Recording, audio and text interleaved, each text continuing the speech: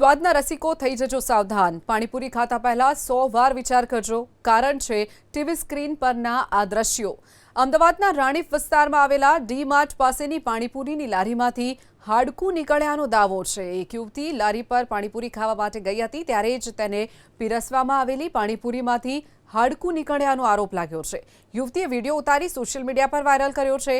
યુવતીએ તો એવો પણ આરોપ લગાવ્યો કે જ્યારે આ અંગે તેણે લારી ધારકને ફરિયાદ કરી તો લારી ધારકે તેને લાકડું હોવાનું બહાનું બતાવ્યું। લાકડું કાપીને બતાવું તેવું પણ કહ્યું હતું। ગઈકાલે રાત્રે આ બનાવ બન્યો હોવાનું એવું સોશિયલ મીડિયાના માધ્યમથી અમોને પણ જાણ થઈ હતી।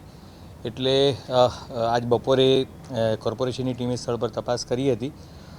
સ્થળ પર તપાસ કરતાં અત્યારે જે બેનનો આક્ષેપ છે કે હાડકું મળ્યું હતું, જે તે હાડકું કે દુકાનદાર દ્વારા લાકડું કહેવામાં આવતું શું મળ્યું હતું એ વસ્તુ મળી આવી નથી, પણ બેદરકારી દુકાનદારની ચોક્કસ છે કે જે પાણીપુરીની લારીવાળા છે એની બેદરકારી ચોક્કસ છે।